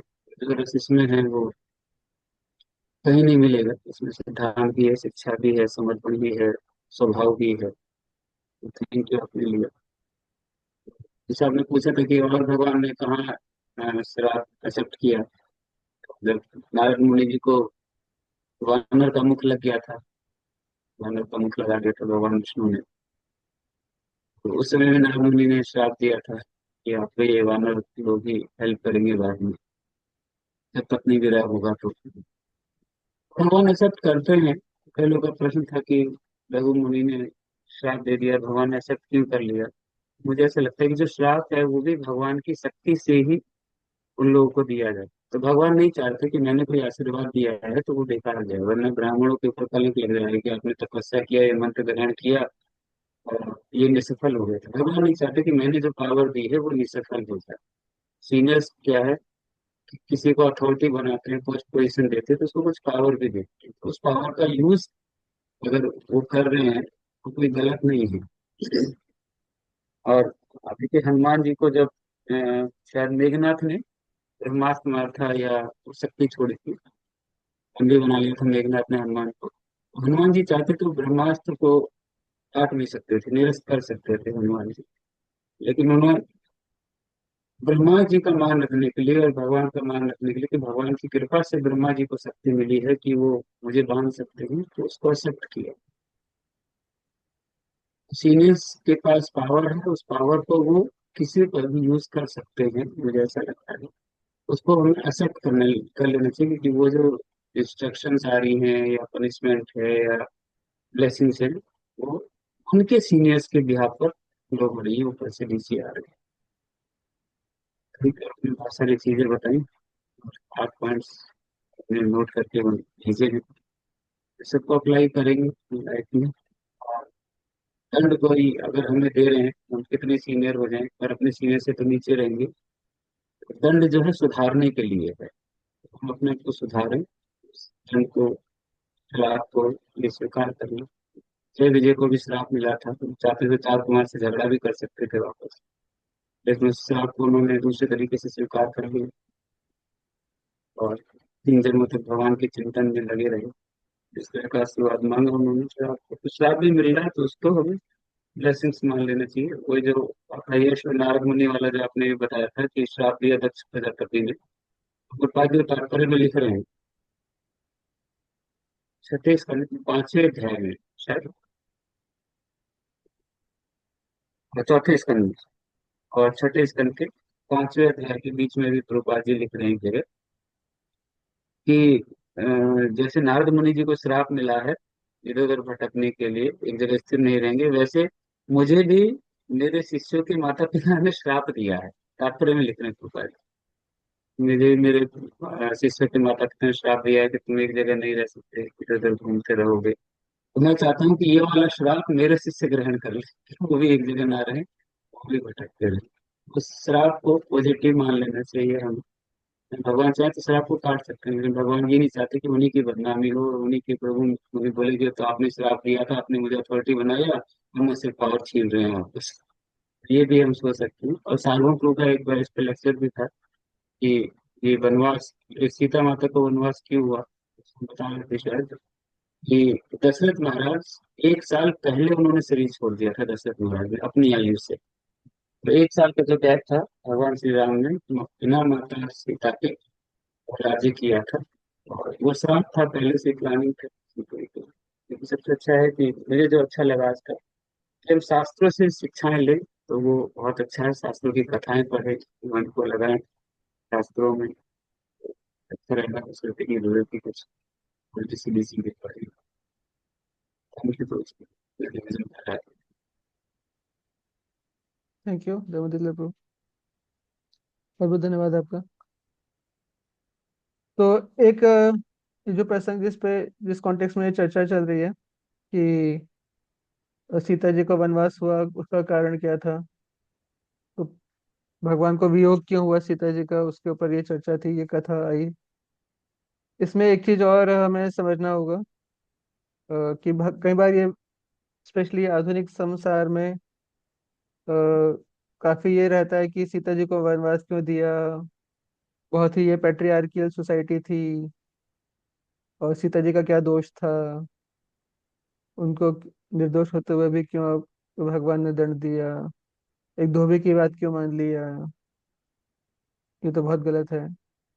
और बड़े बड़े विद्वानों को ये चीज समझना बहुत कठिन है, आजकल के आधुनिक समय में हम देख रहे हैं।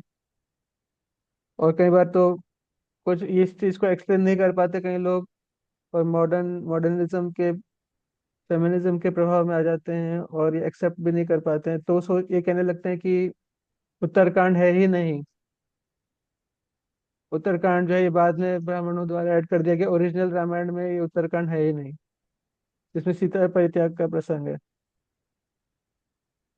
तो ये चीज देखने में आती है, कई बार लोग ऐसा कहते हैं, बड़े बड़े विद्वान जो संसार में काफी प्रतिष्ठित भी हैं वो भी ऐसा कहते हैं। तो इसमें ये समझना होगा, एक हमें प्रैक्टिकल व्यवहारिक लेवल पे एक लीडरशिप लेसन है ये, जो कि बहुत महत्वपूर्ण है इसको समझना, कि भगवान रामचंद्र जी ने सीता जी का परित्याग क्यों किया, एक धोबी के कहने पे। तो केवल एक धोबी के कहने की बात नहीं है, धोबी ने जो है वो काफी नेगेटिव पिचिंग ऑलरेडी कर दिया था वहां पे सीता जी के अगेंस्ट में। और सीता जी का परित्याग अगर नहीं करते, इस पे हमने एक बुकलेट भी लिखा है थोड़ा सा, उसमें इसको डिटेल में हमने बात की है। पर पॉइंट ये है कि भगवान रामचंद्र जी अगर सीता जी को उस समय त्याग नहीं करते, तो सीता जी के प्रति जो एंटी एंटी प्रीचिंग जो ऑलरेडी हो रही थी वो और ज्यादा होती रहती।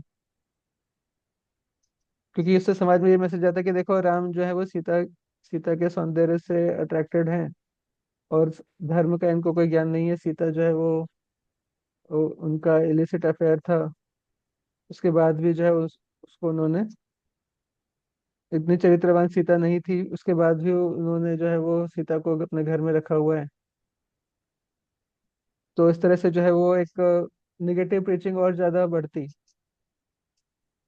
और भगवान अगर रामचंद्र जी धोबी को मार देते, दंड देते उल्टा, तो ये हो जाता कि देखिए धोबी को मार दिया, उसने तो एक पॉइंट रेस किया था, उसके लिए उसको मार दिया, ये तो बहुत गलत है। तो और ज्यादा भगवान के अगेंस्ट में और प्रीचिंग होता, और फिर सीता जी के अगेंस्ट में भी और प्रीचिंग होता।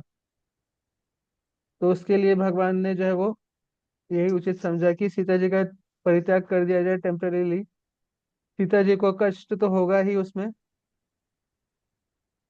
लेकिन अल्टीमेटली उनका जो चरित्र है, उनका जो शुद्ध चरित्र है, वो ज्यादा प्रकाशित होगा इन फ्यूचर। टेम्परेली इनकन्वीनियंस होगा जरूर सीता जी को, लेकिन उनका जो चरित्र है वो प्रकाशित होगा और ज्यादा। और वो हुआ भी, कि जब बाद में भगवान रामचंद्र जी ने यज्ञ किए, उसमें उसमें जो है वो स्वर्ण की सीता की प्रतिमा बनाई गई, प्रतिमा के माध्यम से फिर वो यज्ञ किए गए, ओरिजिनल सीता जो है वनवास में थी इसलिए।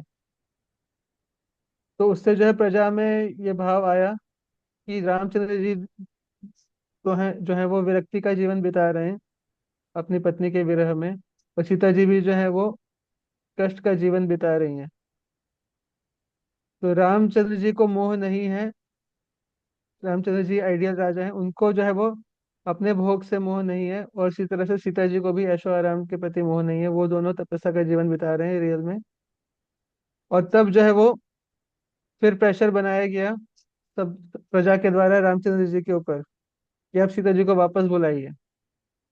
तब रामचंद्र जी ने कहा कि मैं सीता जी को वापस नहीं बुलाऊंगा, सीता जी खुद यहाँ पे आकर अपनी शुद्धता का प्रमाण दें, जैसा कि आप लोगों ने डिमांड किया था पहले। तो सीता जी आती हैं, और सीता जी जो है वो पब्लिकली अपनी शुद्धता को प्रमाणित करती हैं।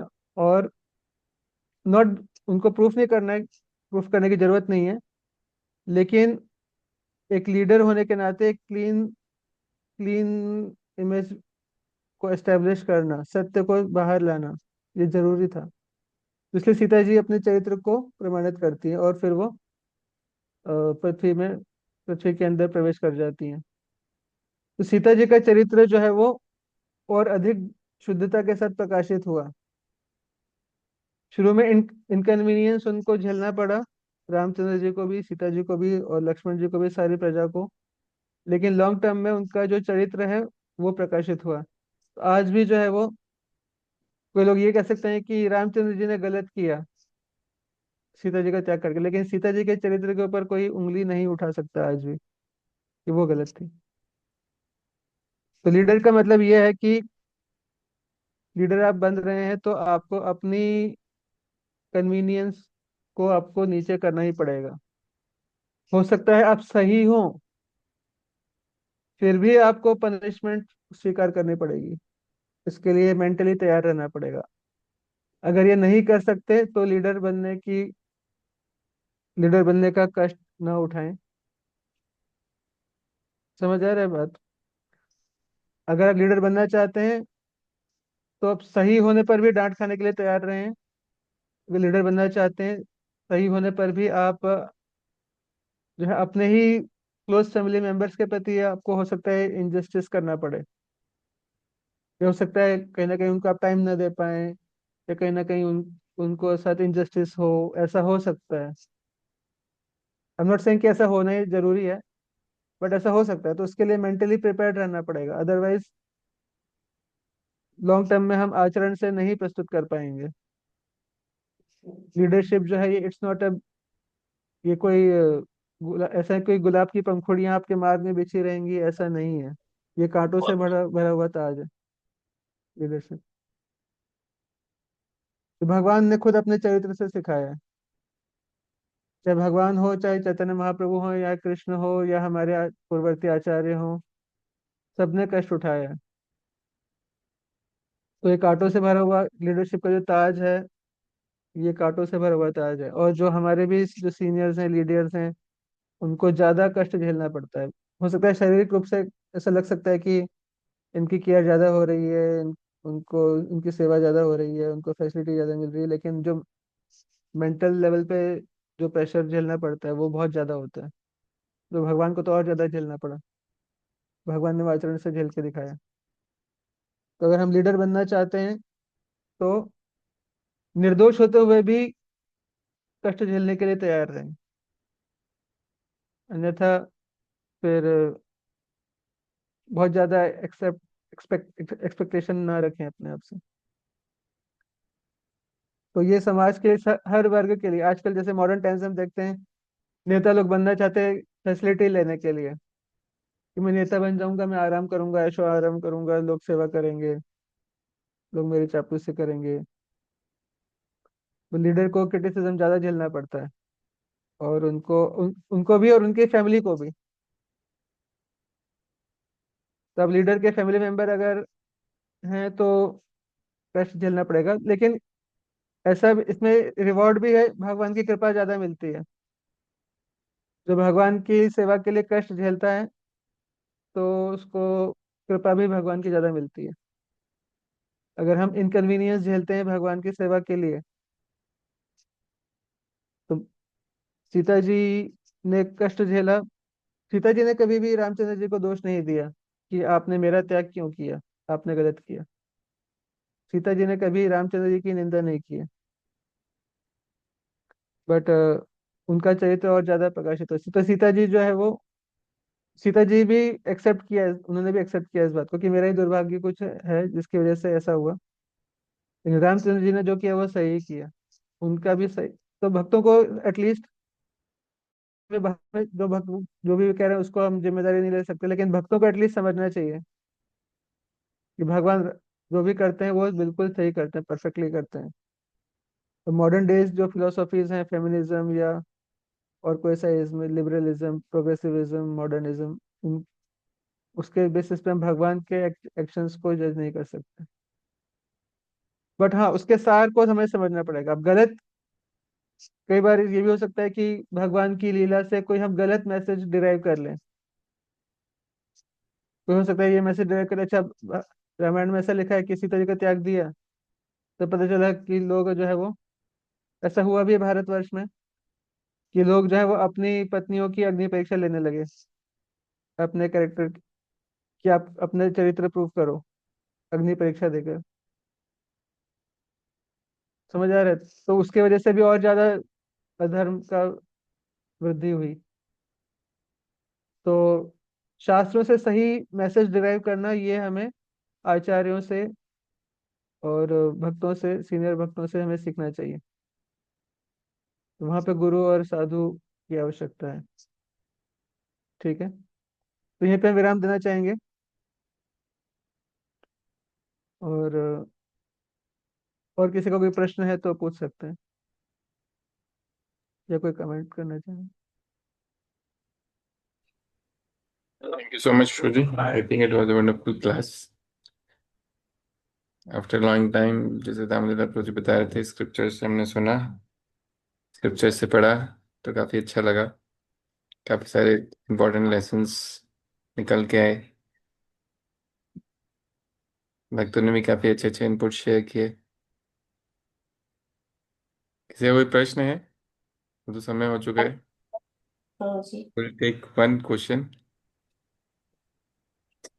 हरे कृष्ण प्रभु जी प्रणाम। जी माता जी। प्रभु जी, एक तो ये सोचता प्रभु जी, भगवान राम जी ने माता सीता जी का त्याग किया था प्रभु जी, तो उसे उनके आपस में तो लेकिन अंडरस्टैंडिंग क्लियर थी ना प्रभु जी, इसलिए शायद मतलब जो मैं हाँ हाँ, आपस में उनकी अंडरस्टैंडिंग क्लियर थी। आपस में they can't be separated. Yes Prabhu ji, तब मतलब इस वजह से इंटरनल लेवल पे भी उतना प्रॉब्लम नहीं था, मिसअंडरस्टैंडिंग नहीं थी प्रभु जी, लेकिन हाँ आजकल तो बहुत मिसअंडरस्टैंडिंग, अगर कुछ किया भी जाता है तो प्रॉब्लम क्रिएट हो जाता है प्रभु जी। हम्म। हाँ, मॉडर्न टाइम्स में थोड़ा मुश्किल होता है अंडरस्टैंडिंग, क्योंकि कई बार क्या है कि मॉडर्न समय में हम वो एम्पैथाइज नहीं कर पाते, सामने वाले की सिचुएशन को हम नहीं समझ पाते, ना ही सामने वाले हमारी सिचुएशन समझ पाते हैं। सामने वाले अपने पर्सपेक्टिव से, अपने एक चश्मे से देख रहे होते हैं संसार को, हम अपने चश्मे से देख रहे होते हैं, और दूसरे का पर्सपेक्टिव हम समझ नहीं पाते, उसकी लाइफ में क्या हो रहा है, वो उसके एंगल से what he is going through और what she is going through, वो एक दूसरे की भावनाओं को नहीं समझ पाते, एक दूसरे की परिस्थितियों को नहीं समझ पाते हैं, एक दूसरे की मजबूरियों को नहीं समझ पाते हैं, जिम्मेदारियों को नहीं समझ पाते हैं, तो इस वजह से जो है वो मिसकम्युनिकेशन होता है। तो और कभी कभी समझते भी हैं, ट्रस्ट करते भी हैं, तो धोखा हो जाता है, ऐसे भी देखा गया है। तो बड़ी प्रिकेरियस कंडीशन है कलयुग में। तो इसलिए हमें करना ये चाहिए कि हम अपने कर्तव्य का जितना यथाशक्ति हो सके पालन करें, बाकी भगवान से प्रेम विकसित करने का प्रयास करें, और संसार में रहते हुए अपने कर्तव्य का पालन करें। और in due course of our interactions with devotees in family, अगर कुछ पेन प्लेजर आते हैं तो उसको हम एक्सेप्ट करें, भगवान की दिया हुआ प्रसाद मानकर। तो और जितना हो सके पॉसिबल हो, दूसरों के शूज में जा करके एम्पैथिक लिसनिंग करने का, समझने का प्रयास करें। ठीक है, जितना हो सके।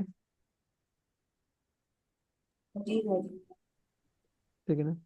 बाकी जहाँ तक भगवान और सीता जी की बात है, राम जी और सीता जी की बात है, वो उनके अंदर कभी मिसअंडरस्टैंडिंग नहीं आ सकती, इसके बारे में आप निश्चिंत रहें।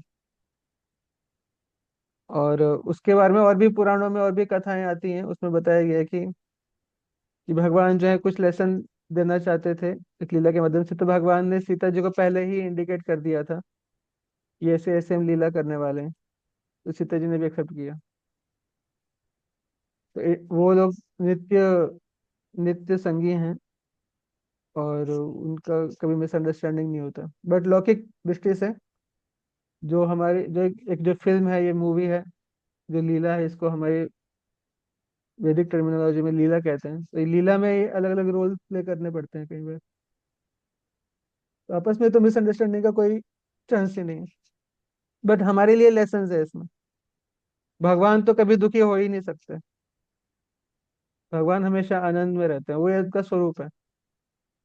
तीन चीजें भगवान के साथ कभी नहीं हो सकता, एक तो भगवान मर नहीं सकते, भगवान कुछ भूल नहीं सकते, और भगवान दुखी नहीं हो सकते। सच्चिदानंद, भगवान का स्वरूप ही सच्चिदानंद है, तो भगवान कभी दुखी हो ही नहीं सकते। आनंद का मतलब है हमेशा ब्लिसफुल रहना। भगवान अगर बाहर से आपको लगेगा कि दुख उठा रहे हैं, लेकिन अंदर से वो विरह का जो रस है उसका आस्वादन कर रहे हैं। बाहर से हमें लग सकता है भगवान भूल गए, लेकिन वो उनकी लीला है। भगवान कभी भूल भूल ही नहीं सकते कुछ। He can not forget. तो कभी कभी वो प्रेम के वशीभूत होकर वो भूलने का एक एक लीला कर सकते हैं, लेकिन एक्चुअल में स्वरूप में वो कभी भूलते नहीं है कोई बात। और ना भगवान मरते हैं। ठीक है ना? ठीक है मुझे। ठीक है। Thank you प्रोदी। रुपेश ने टाइप का प्रश्न है, but time is up now. It's already 20 minutes Okay, up. no issue, no issue. So we'll take up in next class, or you can check it out personally with Prozi. Thank you, Prozi, for your valuable time and so much important lessons today we have learned. We all will try to apply them in our personal lives during the course of our services, although it is very difficult. So thank you thank you so so much. Much. अगर अगर किसी को कुछ hurt हुआ हो, कुछ तकलीफ पहुंची हो, तो मैं क्षमा चाहता हूँ सभी भक्तों से। आप लोग ऑलरेडी सब कुछ जानते हैं, सीनियर बैच है जैसा मुझे बताया गया था। ऑलरेडी आप लोग बहुत कुछ जानते हैं, एक्सपीरियंस सबका है ही। तो अगर किसी को कुछ हर्ट हुआ हो तो मैं उसके लिए क्षमा प्रार्थी हूँ। Thank you so much. शिल प्रभुपाद की जय। Hare Krishna. Thank you.